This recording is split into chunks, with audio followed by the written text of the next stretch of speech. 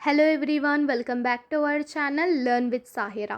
ఈ వీడియోలో మనము డిగ్రీ 6th సెమిస్టర్కి సంబంధించిన second language Telugu model question paper మరియు పేపర్ ప్యాటర్న్ చూడబోతున్నాము. ఒకవేళ మీరు డిగ్రీ 6th సెమిస్టర్ స్టూడెంట్ ఉండి మీకు సెకండ్ లాంగ్వేజ్ తెలుగు ఉంటే ఈ వీడియో మీకు చాలా చాలా ఇంపార్టెంట్.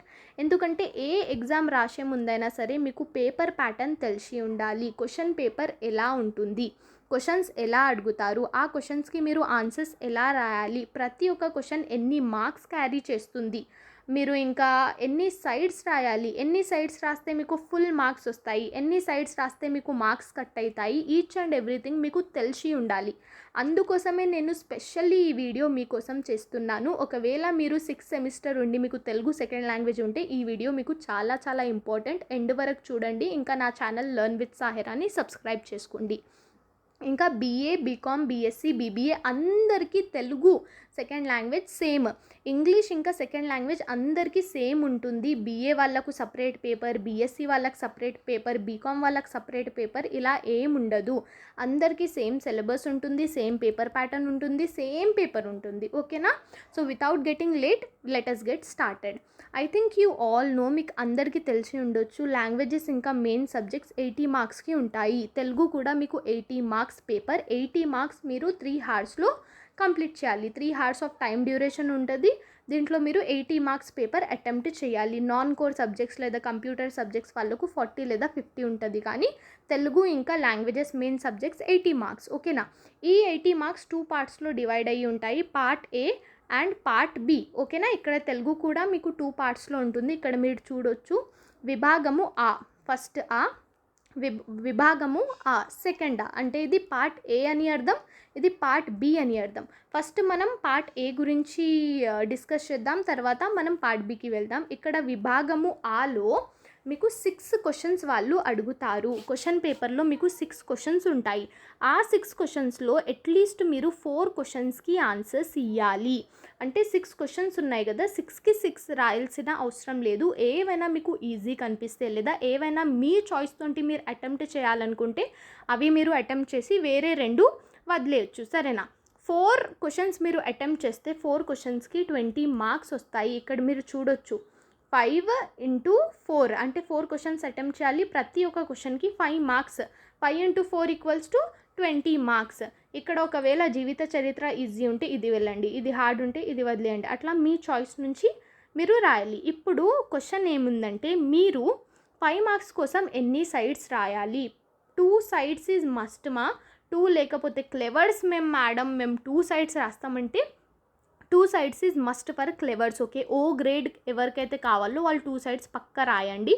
లేదా మీరు 1.5 side కూడా రాయొచ్చు. 1.5 side ఈజ్ మస్ట్. క్లెవర్స్కి మాత్రమే 2 sides అని అన్నాను.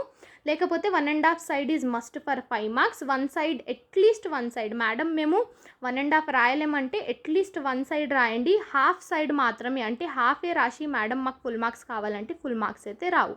సరేనా? So this is what it is about. ఆ భాగం క్వశ్చన్స్ ఎలా అడుగుతాడు చూడండి. జీవిత చరిత్ర అంటే జీవిత చరిత్ర పర్టికులర్లీ అడగలేడు, ఇది రాయండి అది రాయండి అని. ఓన్లీ 1 word ఇచ్చిండు. అంటే మీకు జీవిత చరిత్ర గురించి ఏం తెలుసు అన్నీ రాసి పడేయండి, ఇదే రాయాలని అవసరం లేదు. సరేనా? ఇక్కడ ఊరు అడవి కథ, ఇది కూడా మీకు ఏం తెలుసు, ఊడు అడవి కథ నుంచి మీరు అదంతా రాయండి. సరేనా? వార్త నిర్వచనాలు ఏమున్నాయి, వార్త నిర్వచనాలు అన్నీ రాయండి. అనువాద నిర్వచనాలు, ఇక్కడ మీరు క్వశ్చన్ని చూసి ఆన్సర్స్ ఇవ్వండి. ఇలాంటి క్వశ్చన్సే క్వశ్చన్ పేపర్లో కూడా ఇస్తారు. ఇవే క్వశ్చన్స్ ఇస్తారని అన్నను, కానీ ఇలాంటి క్వశ్చన్స్ ఉంటాయి. ఇక్కడ ప్రభుత్వ పథకాలను సంబంధించి ప్రాజెక్టులు. ఓకేనా? ఒకవేళ మీకు ఇక్కడ అడిగిండు ఊరు అడవి కథ అంటే ఊరు అడవి కథ లెసన్ రాయాలి. ఊరు అడవి కథ ఎవరు రాశారు అని అడిగితే మీరు కవి పరిచయం రాయాలి. అర్థమైందా? అలా చేయాలి. మళ్ళీ సెకండ్ పార్ట్ బి లేదా పార్ట్ ఆలో మీకు లాంగ్ క్వశ్చన్ ఆన్సర్స్ ఉంటాయి. ఇక్కడ మీకు ఇవి షార్ట్ క్వశ్చన్ ఆన్సర్స్, ఇక్కడ లాంగ్ క్వశ్చన్ ఆన్సర్స్.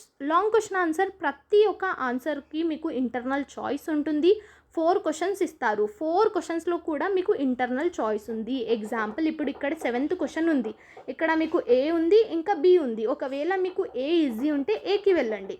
లేదు మేడం ఏ హార్డ్, మేము ఏ రాయము బి అంటే అది మీ ఇష్టం. ఓకేనా? ఇంటర్నల్ చాయిస్ ఇక్కడ మీరు చూడొచ్చు, లేదా అని ఉంది. సరేనా? సో లేదా అంటే అది లేదా ఇది. ఒక్క క్వశ్చన్ మీకు 15 మార్క్స్ క్యారీ చేస్తుంది. 15 మార్క్స్ అంటే ఎన్ని సైడ్స్ రాయాలి? At least 3.5 side. 3.5 సైడ్ లేకపోతే అట్లీస్ట్ 3 సైడ్స్ ఈజ్ మస్ట్. ఓకేనా? 3.5 సైడ్ రాయడానికి ట్రై చేయండి, లేకపోతే 3 సైడ్స్ పక్కా రాయాలి. సరేనా?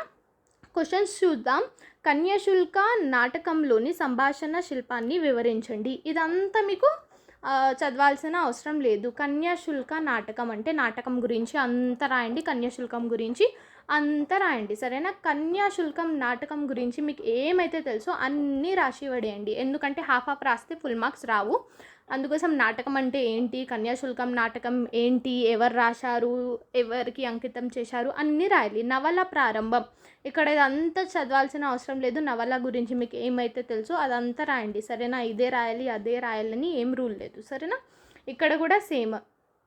వార్తా నిర్మాణం మొత్తం రాయండి. సాహిత్య సామాజిక అధ్యయన గురించి రాయండి. ఇట్లా క్వశ్చన్కి సంబంధించిన ఆన్సర్స్ రాయండి. 4 క్వశ్చన్స్, ఇంకా ఇంటర్నల్ చాయిస్. ప్రతి ఒక్క question 50 marks. 3.5 side is must or else 3 sides. ఓకేనా? సో ఇలా అయితే మీరు రాయాలి. ఆల్రెడీ నేను important lessons, important questions video చేశాను. ఒకవేళ ఆ వీడియో చూడకపోతే వీడియో డిస్క్రిప్షన్లో లింక్ పెడతాను, చూడండి. ఆ వీడియో చాలా చాలా ఇంపార్టెంట్. సరేనా? See you all in the next video. Bye.